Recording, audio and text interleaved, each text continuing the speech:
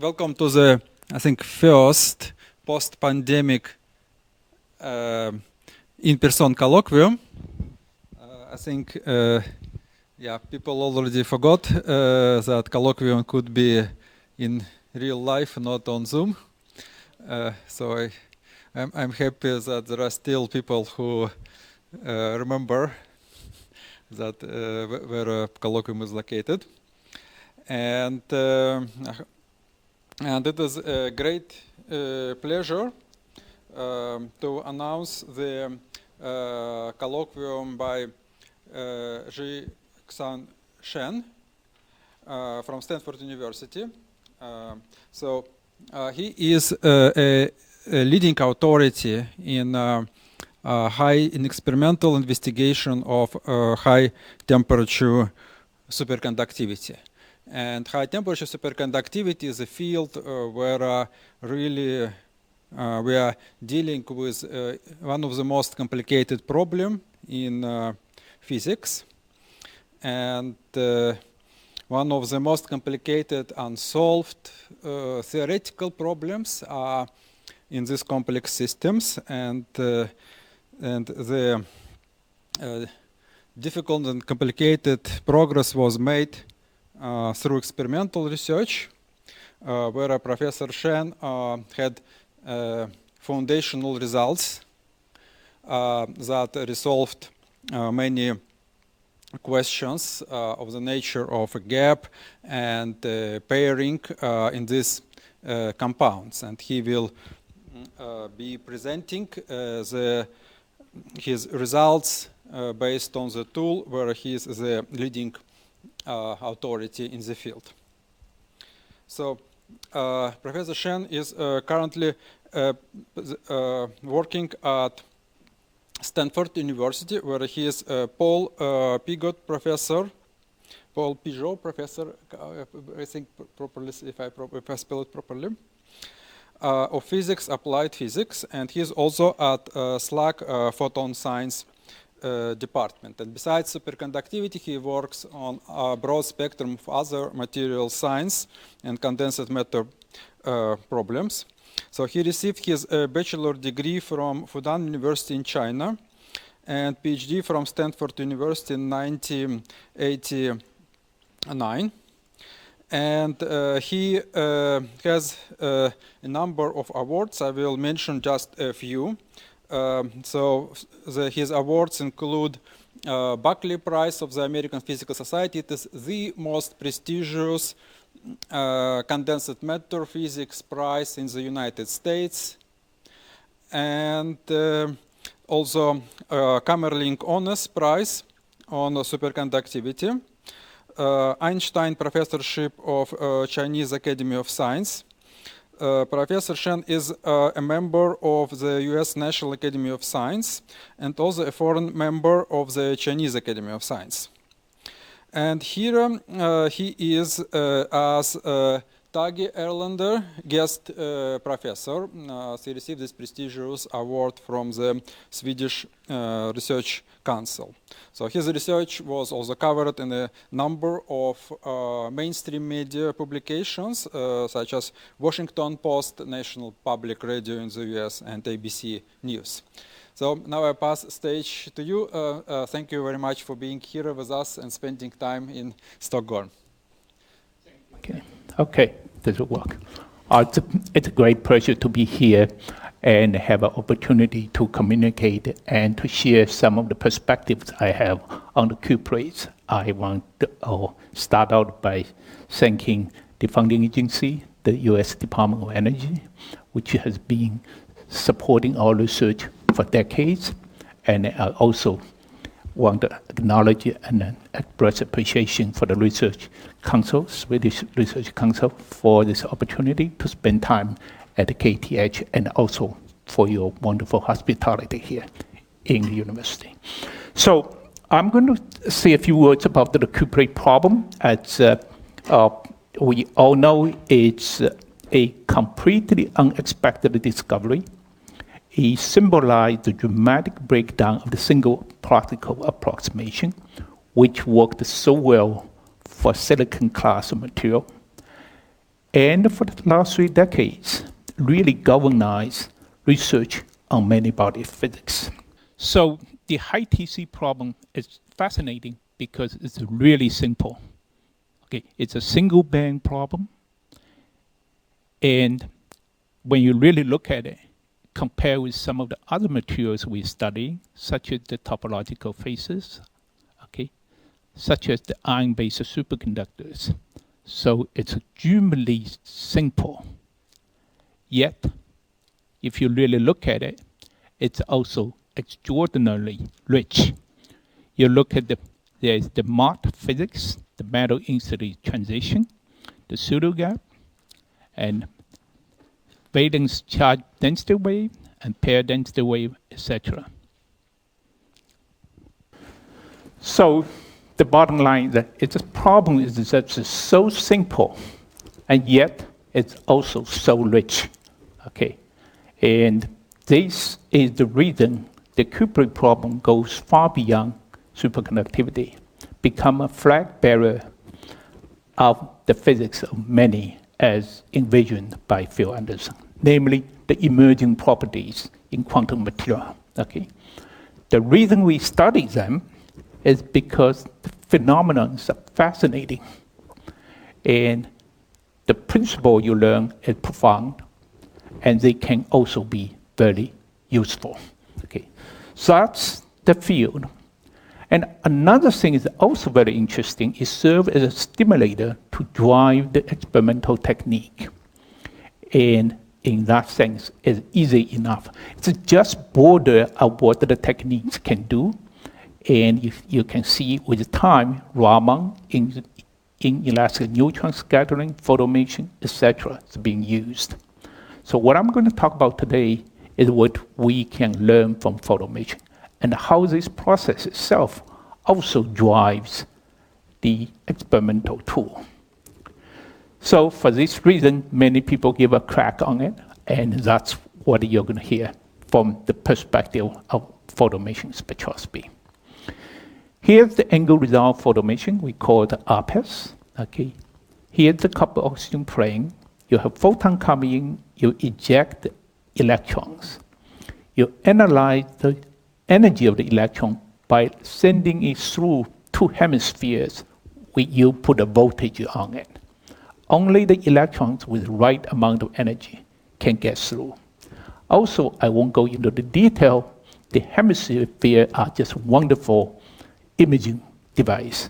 That means the location where you detect the electrons, you know where the electron entered the spectrometer, and you know the direction of the electrons. Therefore, you have both the energy and therefore the magnitude of the momentum, and therefore also now you know the direction, the momentum of the electron. For 2-dimensional materials such as the cuprates, that's just perfect. Okay? Because really what is important is the energy-momentum relationship of in plane. Okay?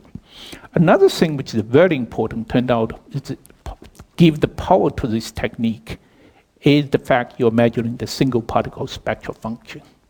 This is an important many-body microscopic quantity, so you can learn about the many-body effects.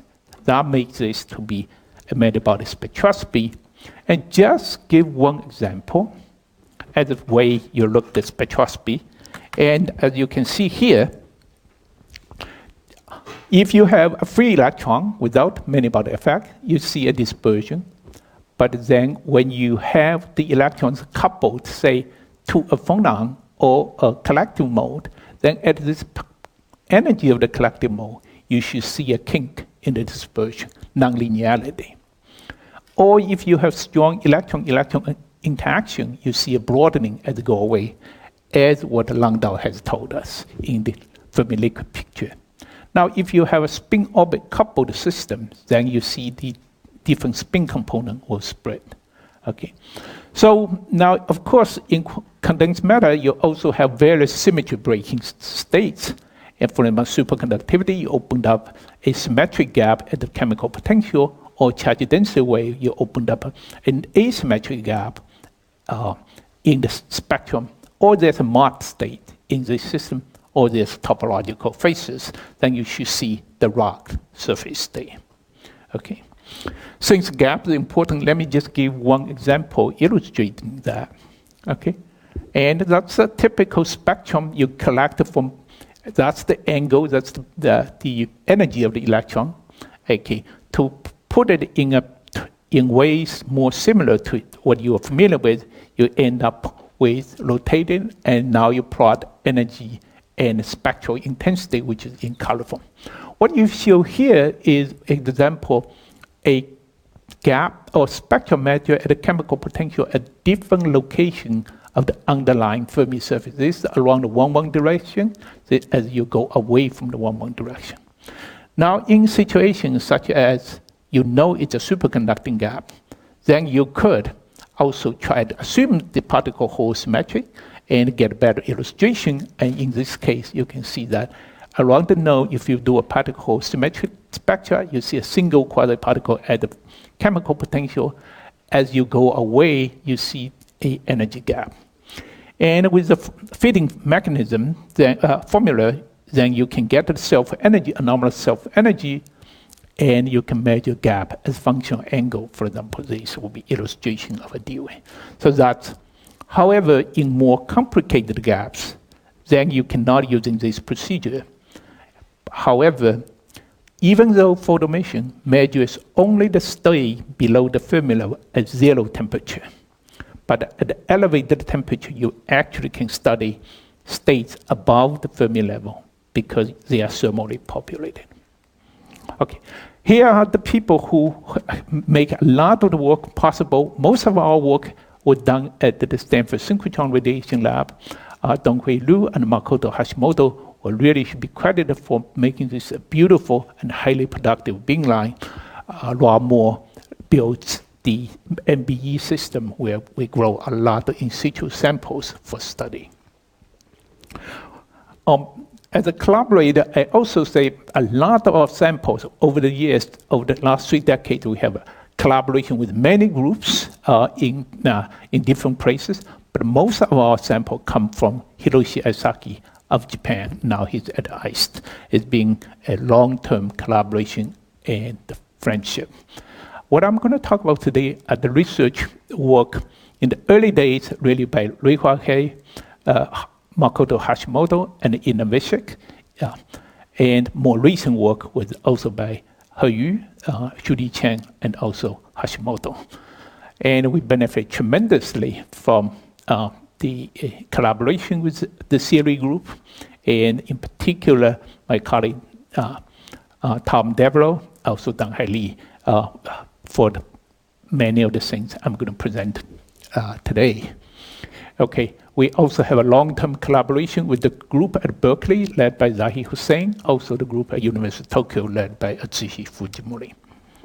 Okay, so with this talk, I hope to give you a sense by just give you a sampling of what the photoemission has learned. Okay, so one will be the electronic effect, the Mott-Hubbard physics or the spin physics.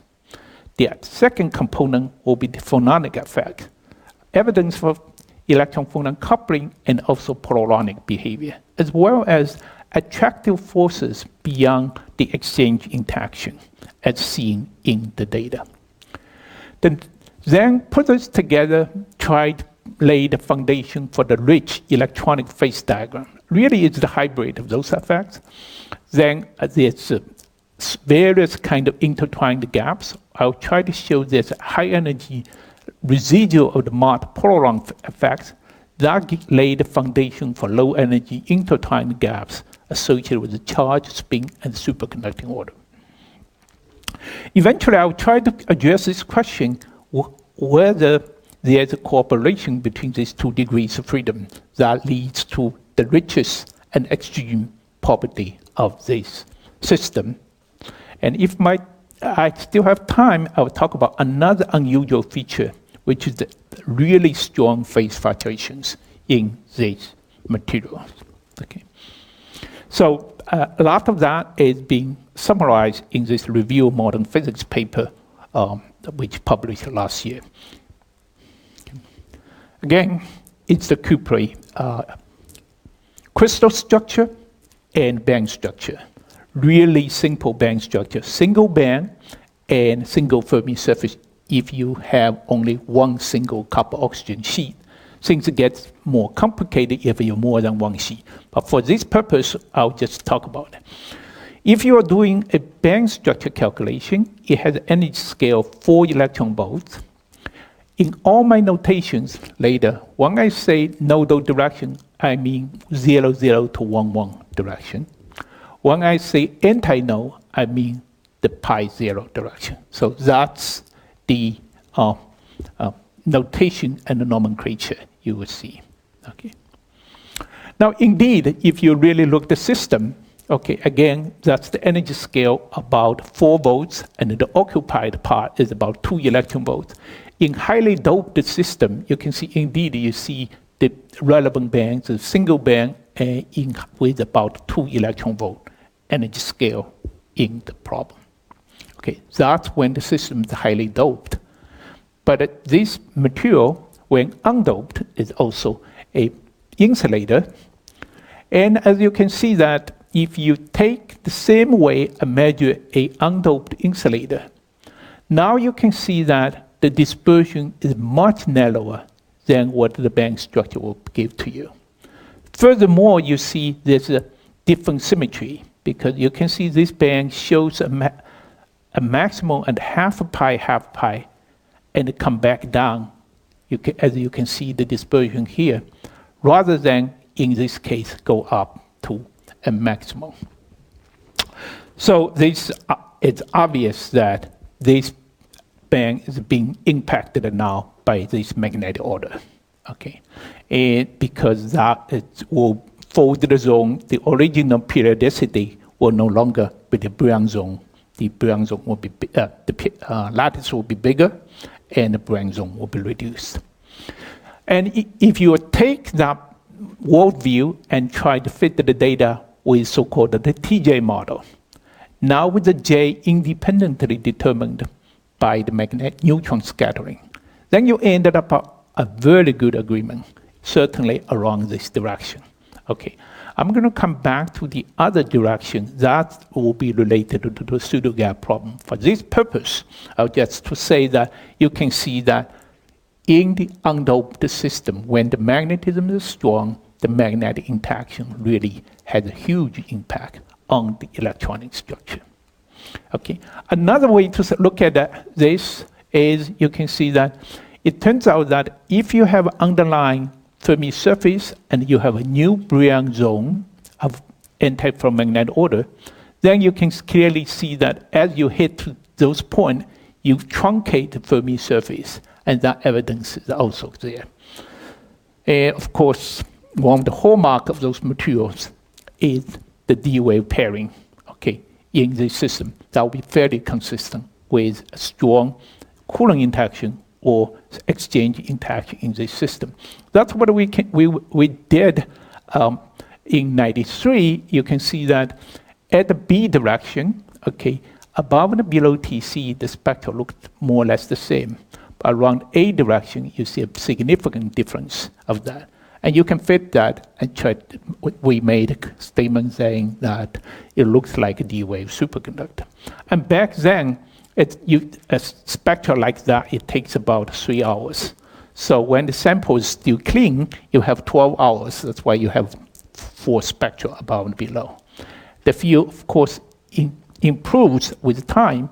Now you can see you can take many data points along the underlying Fermi surface, and you take a spectra in that way. And if you plot the peak position, and you can clearly see it follows the D-wave functional form extremely well. Okay, so later on when I talk about, you can see this fits the D-wave picture well. When I talk about the critical point, then you really need to know where the gap is 0 or the wave function of changing sign. Then you'll need more data point, okay, on this thing. Okay, now with that, then I can also say a few words about the phononic effect in this system. And as I said earlier, the dispersion of the electronic band in a small segment should look linear. okay? And you can see that, we can see very clear breakaway from the linearity at the frequency which is related with the oxygen vibration in the system. So we assign that to some sort of electron-phonon coupling to the system, and also as the experiment gets better and better, you actually see several of them. For example, during Innovatica's thesis work, she saw additional nonlinearity in the problem, and which is something I will come back to it. Okay, and there's also evidence for things which is highly polyronic. Okay, in type of electronic system, when you take a spectra, the spectra should look like a Lorentzian, okay, because you create a particle Hall excitation. But what is interesting is that if you, instead of only look at the dispersion of the main feature, but if you fit the spectra, it fits almost perfectly to a Gaussian. Okay? This is further tied up to a puzzle which is unclear. You have an insulator, you dope them. You should have expected in a simple picture how the chemical potential would shift. But it turns out it's very difficult to see that. So all this led to the conclusion that actually, in addition to the magnetic interaction, there's also strong coupling to the phonon system, which is the reason it gives rise to this Gaussian type of behavior, line shape, and also the emergence of the quasi-particle that you can see now reconciled. If you look at the envelope function, it doesn't seem to change with doping. But if you realize the small true quasi-particles at a lower energy is being polaronically broadened, then you can understand all the chemical potential shift in the system. So those are things we will say from the direct evidence. Last year, we also tried to address this question. Is the Hubble model provide a strong enough pairing source in the system, as envisioned in his famous paper by Phil Anderson? You see, the Hubble model says that here's the quantum many-body problem, and there's on-site cooling U in the problem. Now, this model can self-generate an exchange interaction. Okay, Phil's vision was that exchange interaction was sufficient to give rise to the strong pairing in the problem. Now, even though it's about for 3 decades, this is very difficult to test because of the large Hilbert space. There's no agreed upon computational results of a 2-dimensional Hubble model. Therefore, when you have a disagreement between theory and experiment, you cannot agree whether it's the problem deficiency of the model or the deficiency of the calculation of the model. Okay. However, we all know in 1 dimension, the calculation is robust. If that's the model and that behavior, you should be able to calculate and compare. And indeed, we compare the results of the Hubble model in this one with the profile which is observed experimentally. You can see, most importantly, for this particular feature, that is a consequence of the 2 carriers interaction in the system. You can see that even though the Hubble model, if you look with the lover's eye, you probably see a little bit here, is much smaller than what is experimentally observed in the Curie system. Because we have already used up the on-site cooling interaction, the next thing you can do is add 1 more term of the next nearest neighbor interaction. And we add 1 more term, and we try to fit it with positive value and negative value of the different range. And we find that if you add a next neighbor attractive interaction above the order of t, you can reproduce the profile. Equally important is the fact that if you just add this 1 term, you can explain the entire doping dependence. Okay, and you can see that this feature is highly doping dependent, and this model can reproduce it. So we think the Hubble model needs to be supplemented by a attractive next neighbor interaction. For the aficionados in this, they are reminiscent of a TJ type of problem. It's also attractive interaction for the second neighbor. So you can see that there are evidence and a reason to believe that the both degrees of freedom has a very strong impact on the behavior and dynamics of the electrons. So that leads me to really the meat, a lot of the work we've done over the last 15 years, basically try to sort out the electronic phase diagram. And I hope to show you that it really there's issue of a high energy pseudogap, and that sets the stage for competing orders to exist in the system. So it's going to be a little bit involved. So let me just start out, give you sort of the outline of what we find. Then I'll try to fill you in on the reason we believe that's the case. This will be the phase diagram we come up with that. Okay, so it's somewhat similar but somewhat different from many of the things you've seen. So there are several characteristics of that. One is there's a very high energy scale above those ordering temperatures. There's an impact of the electronic structure, and later on I'll hope to show you that these look like the residual of the Mott insulator and also the polarionic type of state.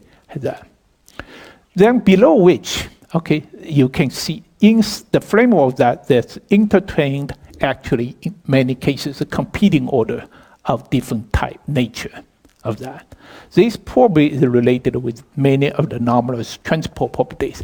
Depending on the way you measure the experiment, you may end up with a line somewhat, depending on the particular experiment you measure, as you will see in many talks of these type of lines. Okay. Also very interesting is that there is a critical line around here. It's almost vertical boundary, separate this part. And it's up to very high energy and temperature. And this type of behavior is distinct from what we have seen in an electronic-only type of model. Okay.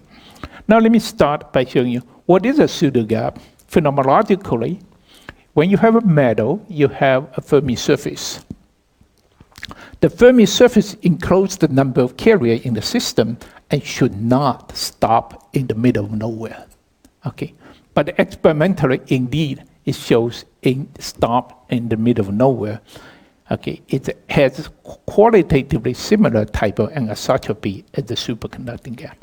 As you can see, this is a fairly generic behavior that's often being referred in the field as a Fermi arc. You can see sort of Fermi surface stop in the middle of nowhere. It shouldn't be like that.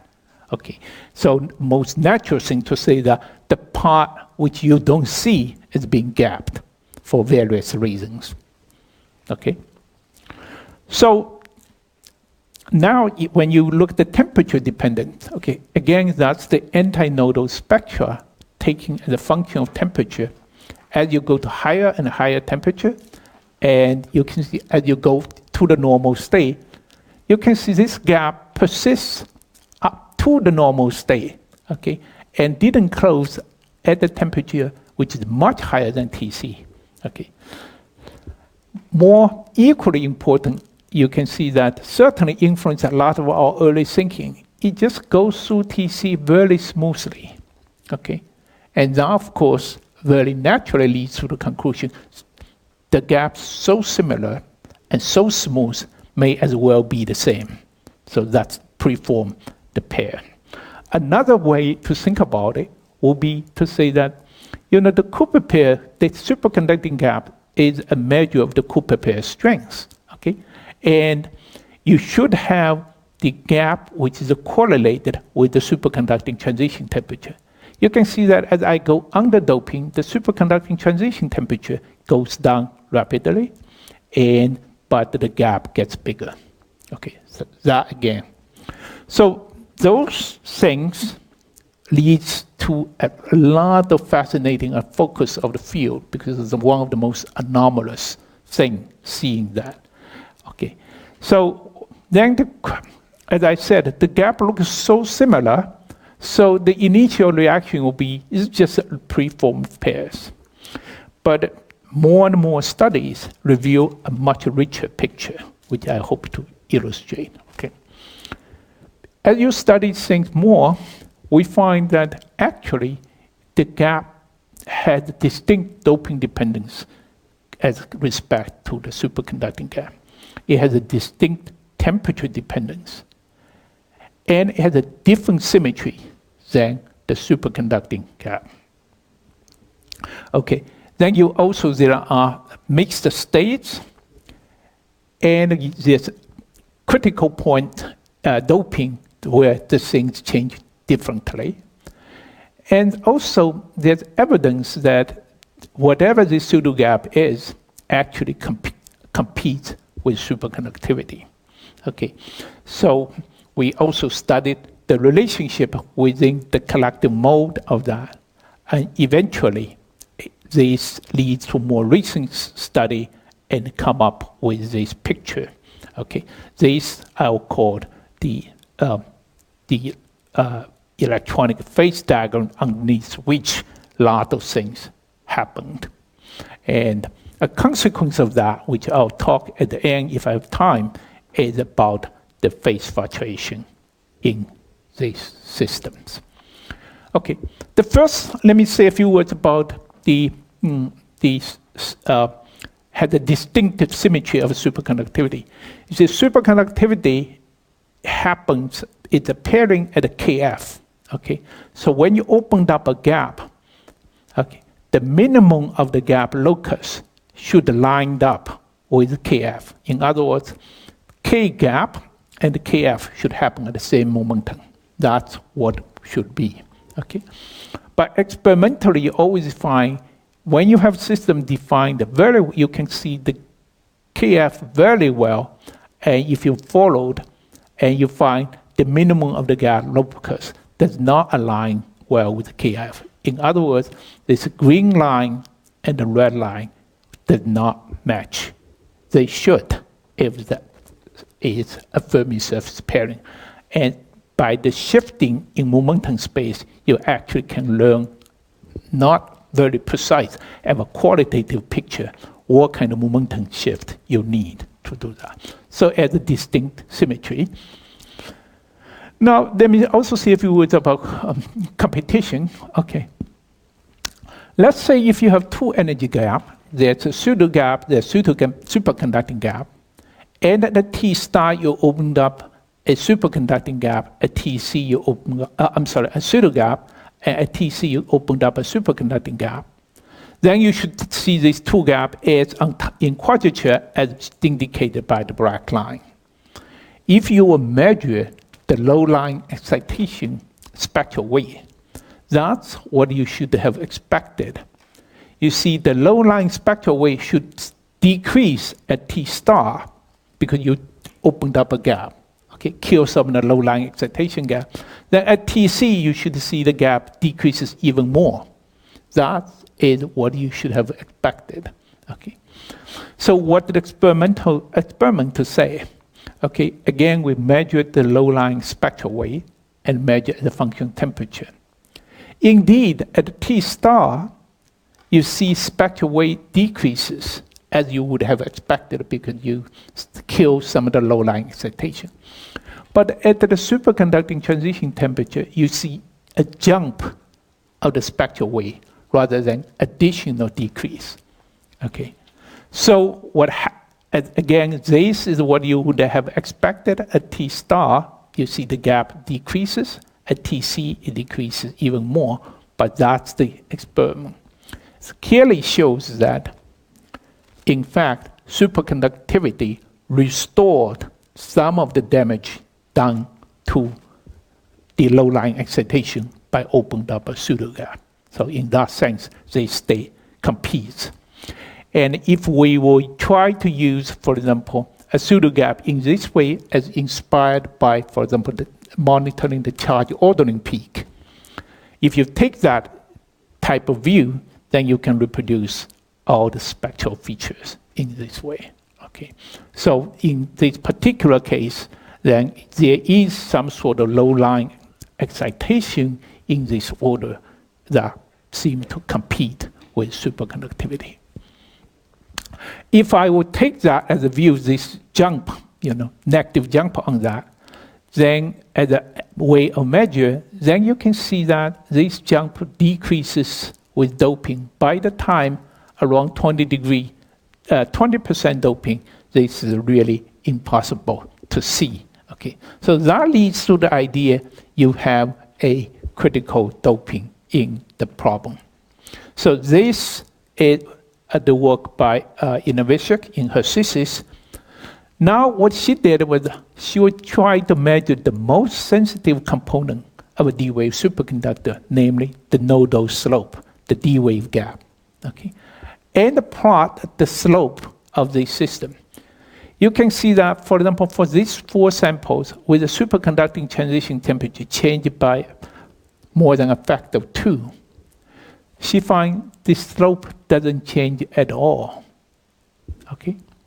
That means that for those samples, the change of superconducting transition temperature is controlled by something other than the Cooper pairing strength, okay, the gap. Once you cross this 19% critical doping, you find that this behavior becomes normal. Okay, the gap rapidly decreases with decreasing TC. Okay, so now Shuli Chen took this to the higher level by studying the temperature dependence. So I'm going to show you the spectra in a narrow range, about 16% to 21%, so 5% doping. The red are below 19%, the blacks above the 19%. Here, I'm not going to symmetrize it because I don't know the nature of the gap, but because I'm taking data at a high temperature, so I can study states above the Fermi level because they're thermally populated. So I can get the spectra by dividing out the Fermi function. Now look at this set of data. They look very similar, okay? But pay attention to the spectral intensity at the chemical potential. You see, as I go to lower and lower energy, okay, let's say about 200 Kelvin, you can see a clear depression of the energy of the spectra. With the energy scale, which is pretty big, it's about several hundred millivolt, okay, up to let's say 1 to 200 millivolt in this problem. Now, on the other hand, if you look on the other side, okay, the spectra looks distinctly different. By the way, this is 18.5%, this is the 19.5%. Okay. Now, if you look at the spectral intensity at the chemical potential, you don't see any suppression at all. You see just a peak. Okay. The behavior is very, very different. Now, if you go to even lower temperature, okay, and if you look at on this side, you can see this single peak split into 2 and eventually evolve into the superconducting quasi-particle. Okay, this behavior is exactly what you have expected from BCS. A quasi-particle split into 2 with the weight being determined by the coherence factor U squared and V squared. Okay. On the other hand, I also hoped you will see you see at the lower energy you begin to develop a shoulder, and the shoulder eventually goes into the superconducting gap. Okay. So this data within this set you can see there's a higher scale and a lower scale. And on this side, everything behaves like a BCS, except this happened in the normal state, well above TC, 30 to 50% above TC. So we think this part provides the opportunity to study superconducting state above TC or fluctuating superconductivity without global phase. Let me remind you that if you have a superconducting gap, has always had to be symmetric with the particle in the hole, But other type of orders, such as the charge density wave, they can happen at anywhere. And that can provide a check. Just to say that we have sampled large space in momentum space. First sample with TC about 77 Kelvin. And you can see that even below TC, you see a clean gap. But even above TC, you see an energy gap in the chemical potential. And if you plot them as a function of momentum, you find them everywhere in momentum. It's particle symmetric. Look at the two blues. So that really is the thing. So this really range is a super. So now let me just come. Eventually, I will talk about the global phase coherence here. But I hope this will summarize that. There is a very large energy scale. We believe that's coming from the residual of the Mach physics, and then also very strong, I think, integration with the lattice polaron type of behavior. So it's a 2 degrees of freedom interval.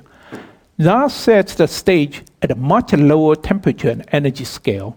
Okay, there is also charge spin superconducting behaviors because the charge orders being observed, and there's also fluctuating superconductivity, and we know there's spin order in those systems. Okay, so that gives anomalous behavior.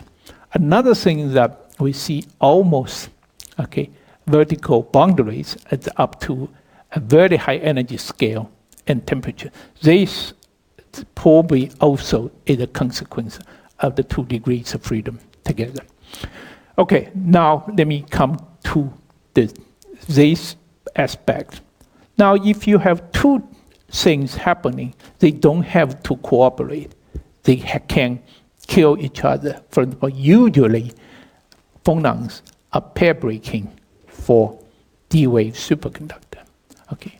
However, not all phonons will do that. Okay. So the question is a complex issue, and I'm going to say a few words about certain phonons which were clearly observed they are cooperating with superconductivity. One of them is so-called the small q B1G phonons in this system. And that's seen in Tanya Chuk's thesis, and worked with Tom Devereaux to show this is the B1G phonon.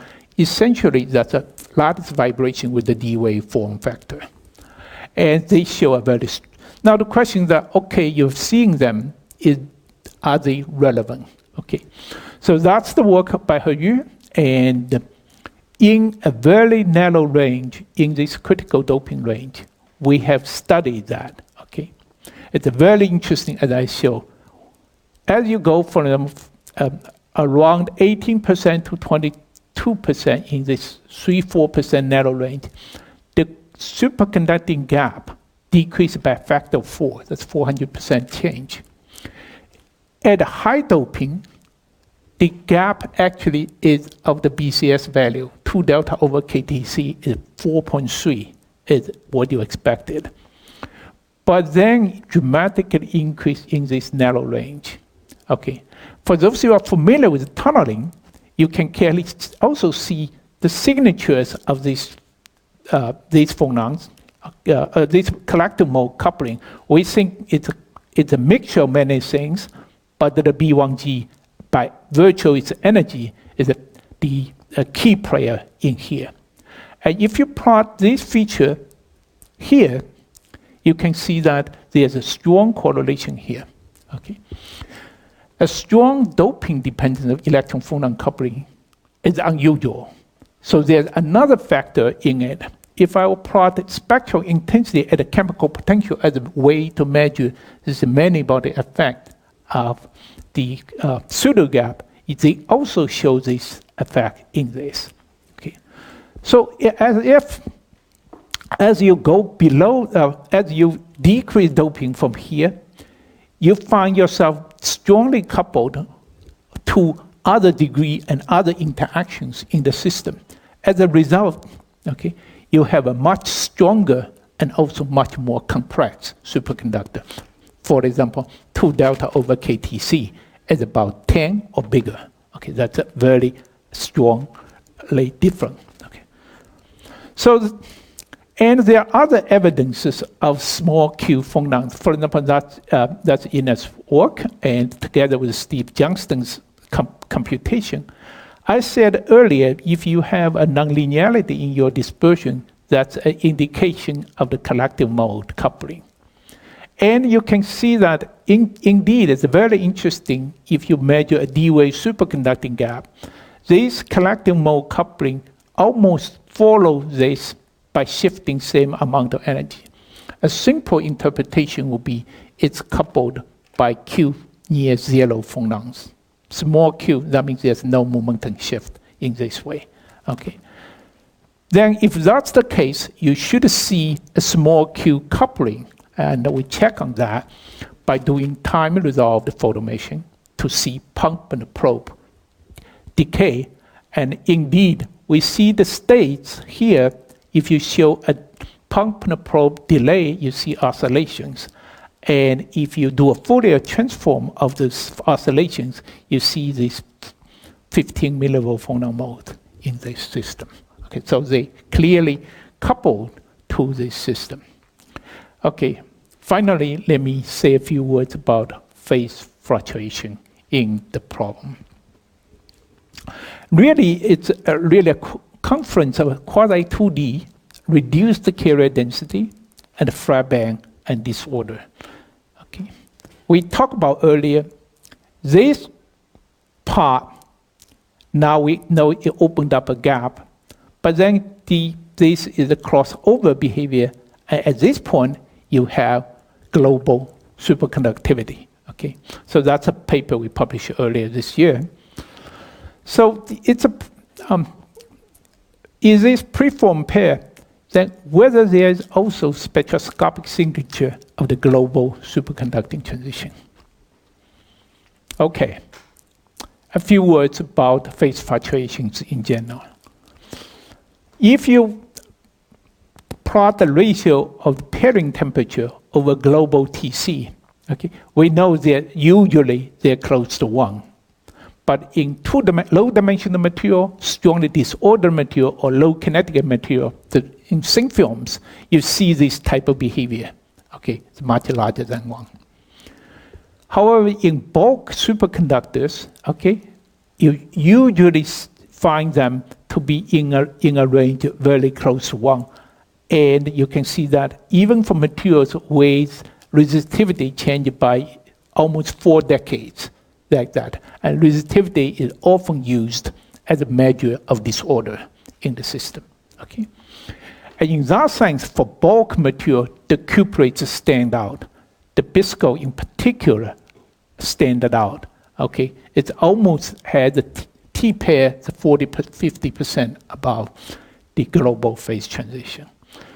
So this leads me to the question, the mystery of where is the global signature from the spectroscopy point of view. In the BCS framework, superconductivity has 4 signatures. Okay, that's what we always know. The first thing is zero resistance, diamagnetism, or the Meissner effect. Then you should also have a specific heat jump, which shows it's a second order phase transition. And within the BCS framework, you should see a gap open at TC, with the microscopic spectroscopy signature related with the thermodynamics transition. Okay, now, for cuprates, this and this seen in 1986, and in early 90s, it's already been seen there's indeed a specific heat jump. Okay, with that global phase transition, okay, the question is that what is the spectroscopic signature for this? Okay, so we investigate this problem. Okay, it turns out that if you monitor the spectral weight at the chemical potential, okay, and use that as a measure of the density of states, instead of the single particle density of state. Then use the same formula, F log F plus 1 minus F log 1 minus f in the specific entropy calculation. You get an entropy curve like this. When the experiment is clean enough, okay, and then you do a derivative of the entropy curve, you get a specific heat. And the red is the data from photoemission, and solid is the data come from the specific heat. So they agree very well. Now you see the signature, that means there's a singularity in the spectral wave, even though you don't individually identify the quasi-particle of fitting. Then that captured the global phase coherence. Once you know that, then you can also measure as a function of angle. That's the benefit of this kind of spectroscopy. And you see that indeed it's angular dependence. And that really can be explained by the fact that when you have a near D-wave node, you will see stronger phase coherence. I hope to give you a sample of how this spectroscopy can help us to learn about the electronic effect, the Mott and the Hubble spin physics, the phononic effect, and how these degrees of freedom may be the underlying thing for many of the fascinating observations of the pseudogap and the electronic phase diagram. The relationship between D-wave superconductivity and the phonons is complex, okay, but there's clear also evidence that they could help each other when you see evidence of small Q phonon coupling. And this all related to this, there's also another fascinating aspect of the Q-plate physics about the phase coherence, phase fluctuation, and you find that actually, despite all those strong correlations, the spectral weight at the chemical potential still registered this singularity related to the global phase coherence. So if you look at this type of picture, and that's one of the implications for theory, that's when I gave a talk about almost 2 decades ago. So my colleague Bob Laughlin was sitting there and he was drawing picture. So he sent it over to me, said, that will be the perspective. So there are several scenarios. One is that really the Mott physics is just the facade. Okay, actually the phonons did a lot of things. Okay, the other will be the picture, will be the phonons actually had an impact being greatly amplified by the Mott effect. Okay, and this we can go into deeper about that. This had one really interesting feature. You see, the conventional way of making high temperature superconductors, you could cramp up the coupling constant. But problem is that you can really kill the stability of the crystal. Okay, so material become unstable. But this could have one way to circumvent that. And of course, today there may be another way, will be one of the multi-channels. It could be some sort of spin exchange pairing, but it's boosted by a lot of the phonon. We know in quantum mechanics, when you have 2 channels, it can have a dramatically nonlinear amplification of that. So this brings me back to this question. I hope to sort of show you the richest and interesting aspect of this problem. And that's why it's really a sort of the reason it becomes the bearer of the physics of many body system as evidence, but the following. Intellectually, it's always a referencing point when you find something new and interesting.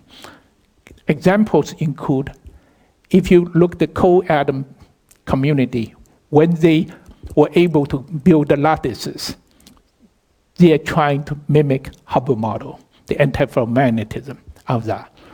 Or the community of tracer graphene community, when they see all those fascinating things, they compare with the Q-plate phase diagram. That's because the riches and the depths and the mystery of this problem, that's why it sort of become a standard of the many body physics in solid, and that's why it's still so fascinating and challenging. But I would say the basic ingredient in the framework, we're beginning to see that.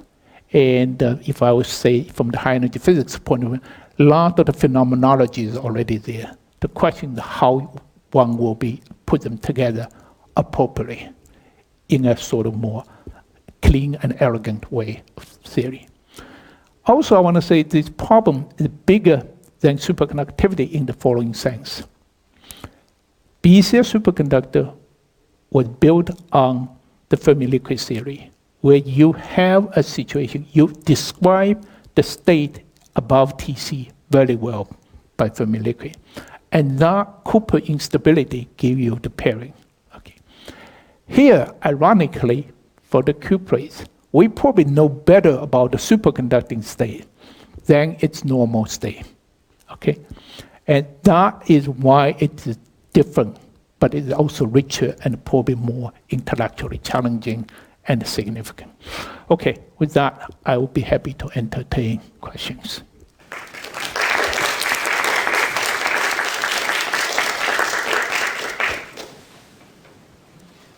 So we are open for questions now. We'll also, if you are on the Zoom, you can put questions in the chat, and I will monitor chat.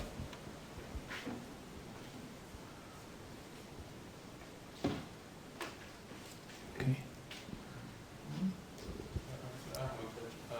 So there's a slide you showed the spectral weight of the heat followed by the superconducting heat. Could you elaborate more why that is considered as the Fourier contribution? A dip. Okay. You mean this one? Yeah. Okay. Yeah. In the normal state, okay, in this, if you work it out, the spectral function of an electron system coupled to a collective mode, you will see at the mode energy, you see a dip of that. That's a fairly standard way of looking at it. And also, for example, the tunneling experiment of lead. I mean, when you really look at the tunneling spectra, those are the features below the normal state feature. That's the one gave rise to the lead dense state that convinced that was a very strong reason to believe that the electron phonon coupling. And it's not me standing here saying that. If you go back to John Barling's Nobel lecture, when BCS was awarded superconductivity, that's the only experiment he used in his part of the lecture. That's the Macmillan tunneling results.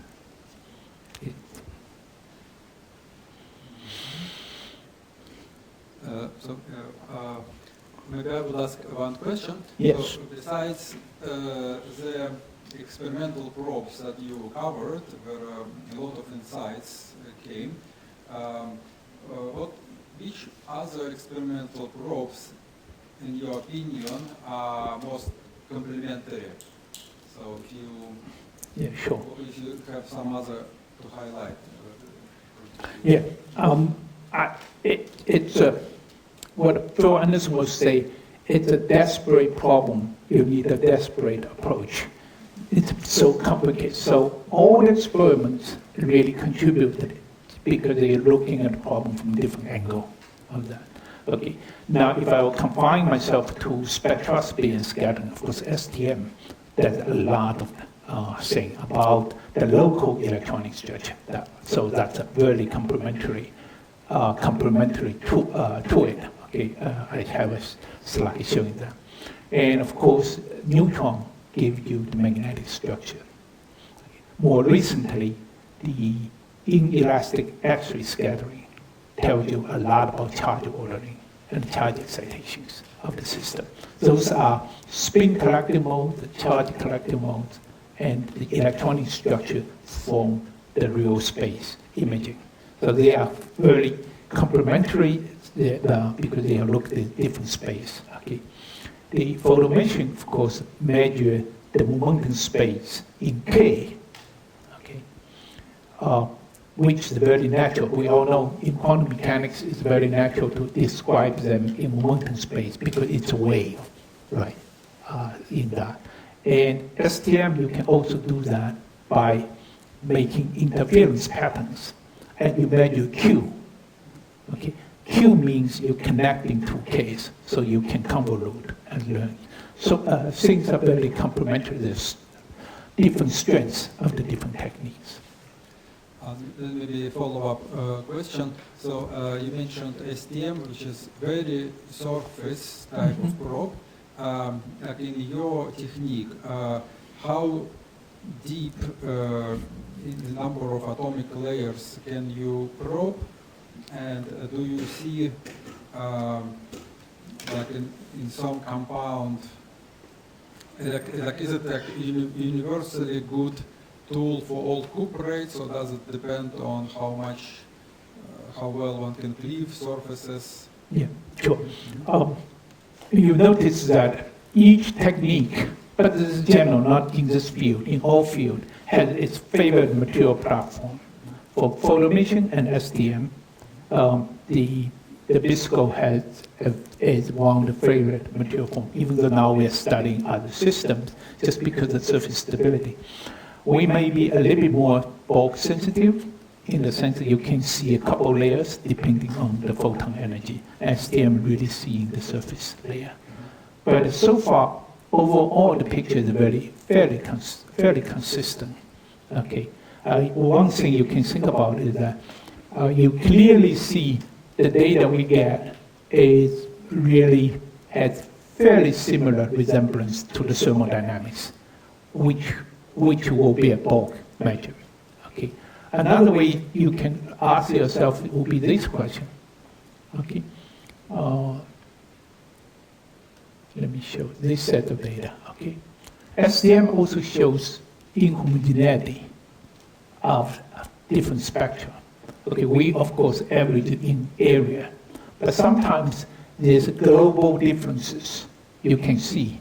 For example, there's no doubt in average, these spectra and those spectra are very different.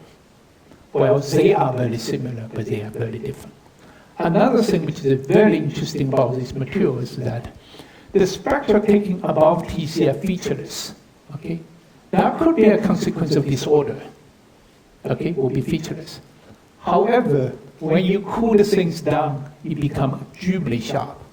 A chemical disorder will not go away if you cool down by a small amount of temperature. That's why we think this is a really intrinsic physics rather than some trivial disorder. That's because of that. Another thing which is also fascinating in this case will be, you can see that if you only measure the low temperature, okay, you need to do a very detailed work as what Ina Vishek in her thesis work to see the difference. The spectra at a low temperature looks very similar, okay, even across this boundary. But once you go to slightly higher temperature here, the spectra looks very different across the boundary. That's the fascinating part of this problem. I don't know if that answers your question. Yeah. That's very clear, very nice. Yeah. There's a couple of questions there, maybe. Yeah. Thank you for a very illuminating talk. I have a question about the last subject of fluctuating orders. So you show that there are all the different signatures of the phase transition in cuprates, but there is a question mark in the order. So what exactly does it mean? Does it mean that we don't quite understand what is the order parameter, or does it just mean that the order parameter is somehow not seen in the spectroscopy? So what is failing, the order itself or Sure. spectroscopy? Okay. Because our language, the way of our thinking is so conditioned by the physics we knew before, that the BCS theory. In that case, the order parameter is the gap, right? The superconducting gap is the order parameter. In this case, we know the gap opened at temperature much higher, so we cannot use that as a global order temperature, order parameter. Okay? But you can still say, as far as the Cooper pair is concerned, the gap is still the order parameter.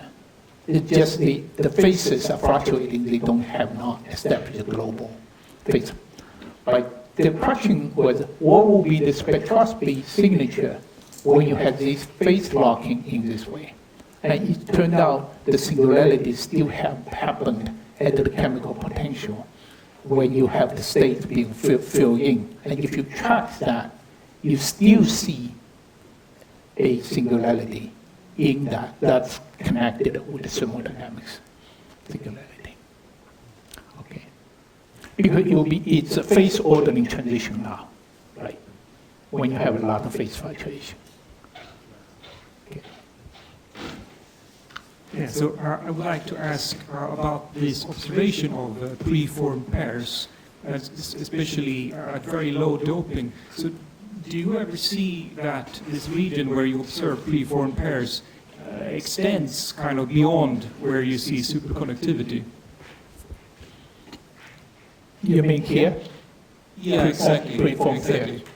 I have to say that the answer is yet to be done with the same standard as we have shown, show particle Hall symmetric and all that. It's technically the much harder experiment. But there are many other experiments being shown have this sort of behavior, such as the Nernst effect.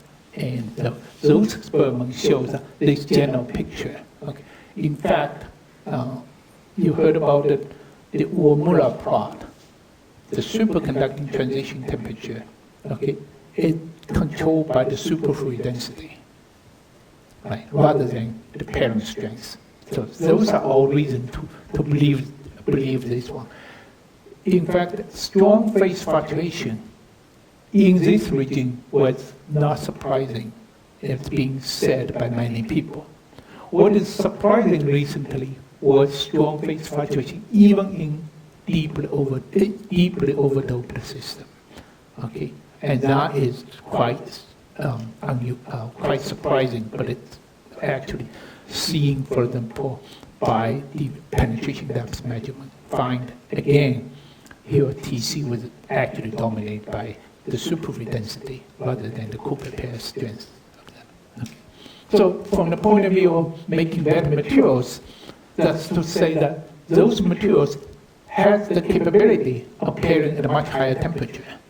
It's a different way of saying whether you can figure out a way to make them globally phase coherent. Yeah. Okay. Great. Okay, so if there are no more questions, let's thank speaker for this beautiful talk and sharing with us these deep insights. Yes, thank you.